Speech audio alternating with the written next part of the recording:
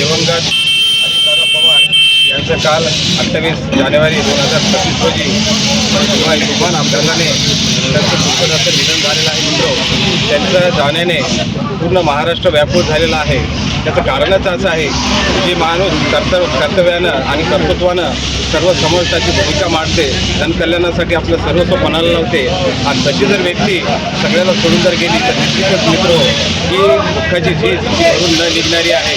आपण पाहिलेलं आहे अजितदादाचं जे नेतृत्व आहे ते नेतृत्व म्हणजे महाराष्ट्राला लाभलेलं एक कणखर नेतृत्व. गोरगरीब, शेतकरी, कष्टकरी, वंचित अशा घटकाला समानतेचं न्याय देण्याचं काम त्यांनी अहोरात्र प्रयत्न केलेला आहे. आणि आपण मागच आपण बघितलं आहे, महिलांच्या विकासाचा असो, महिलांना जी लाडकी बहीण योजना असो, या लाडक्या बहीण योजनेच्या माध्यमातून अजितदादाचं सुद्धा या कार्यामध्ये खूप मोलाचं असं योगदान होतं. आपण याचं ज्वलंत उदाहरण घ्यायचं म्हणजे जो माणूस समाजासाठी जगतो, जो माणूस समाजासाठी आपलं सर्वस्व पणाला लावू शकतो, त्या माणसाची ख्याती म्हणजे ज्या दिवशी त्यांना मुंबईहून बारामतीकडे येण्याचं होतं मित्र, त्यांनी 5 वाजता विमानतळ गाठलं. आणि आपली जर परिस्थिती आपण बघितली तर आपण 9 वाजेपर्यंत झोपेतून नाही उठत, पण देशाला चालवणारं, राज्याला चालवणारं नेतृत्व रात्रंदिवस जर समाजासाठी अहोरात्र प्रयत्न करत असेल, घटत असेल, तर तो किती जागरूक नेता असेल याची परिस्थिती मित्र आपल्या महाराष्ट्राला कळून चुकलेली आहे.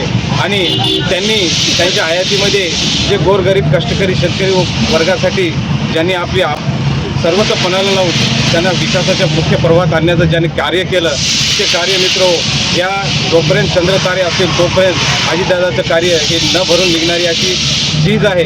त्यांच्या जाण्याने फक्त त्यांच्या कुटुंबावरच नाही तर अख्खा पूर्ण महाराष्ट्र ओल्याचिंब असून कालपासून मित्र झिजत आहे, झुरत आहे.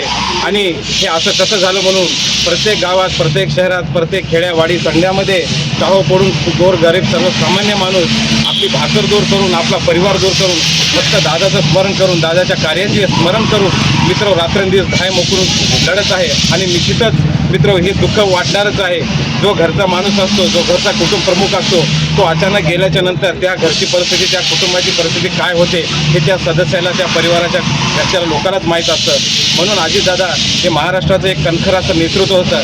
आपल्या महाराष्ट्राचे कुटुंब प्रमुख या नात्याने सर्व पक्षीय असो, मग तो कोण्या जातीचा असो, कोण्या धर्माचा असो, कोण्या पक्षाचा असो, कधी त्यांच्या हयातीमध्ये त्यांनी कधी पक्षपात केला नाही. ज्यांना जसा निधी पाहिजे, ज्यांना जशी सवलत पाहिजे, ज्यांना जसा लाभ पाहिजे त्यांनी देण्याचं काम त्यांनी प्रशासनावर आपली एक अशी आगळी वेगळी वचक निर्माण करून मित्र गोरगरीब, कष्टकरी, शेतकऱ्यापर्यंत त्यांचा निधी देण्याचं काम, त्यांना सन्मानाने जगण्याचं काम हे अजितदादा पवारांनी केले. आणि म्हणूनच आज संबंध महाराष्ट्र ओल्याचिंब नयन अश्रूंनी त्यांना भावपूर्ण अशी श्रद्धांजली वाहत आहे. आणि ही जी जन्मोजन्मी न भरून निघणारी आहे. निश्चितच मित्र राजकारण येते जाते, नेते येतेच जाते, पण माणूस कर्तृत्वानं, आपल्या कार्यानं आणि जनतेसाठी त्यांनी काय केलं, गोरगरिबासाठी काय केलं हे जर माणूस आपल्या जीवनामध्ये निरंतर प्रयत्न केला तर तो माणूस खरंच मित्र आदरामर राहतो. आणि त्याच माध्यमातून अजितदादा पवार देखील हे जोपर्यंत ही पृथ्वी आहे तोपर्यंत अजितदादाचं नाव आणि स्मरण, त्यांचं कार्य हे अमर राहील. मी एक भारतीय जनता पार्टीचा कार्यकर्ता या नात्याने आमच्या भारतीय जनता पार्टीच्या वतीने त्यांना मी भावपूर्ण अशी श्रद्धांजली अर्पण करतो. आणि त्यांच्या पश्चात त्यांचा जो कुटुंब आहे, त्यांचा जो परिवार आहे, त्या परिवाराला या दुःखातून सावरण्याचं सामर्थ्य मिळो अशी मी ईश्वरचरणी प्रार्थना करतो. आणि मी या ठिकाणी थांबतो. अमर रहे, अमर रहे, अजितदादा अमर रहे. तुम्ही पाहत आहात महाराष्ट्राच्या कुशीतलं GK न्यूज मराठी, सात जनतेची, भूमी महाराष्ट्राची.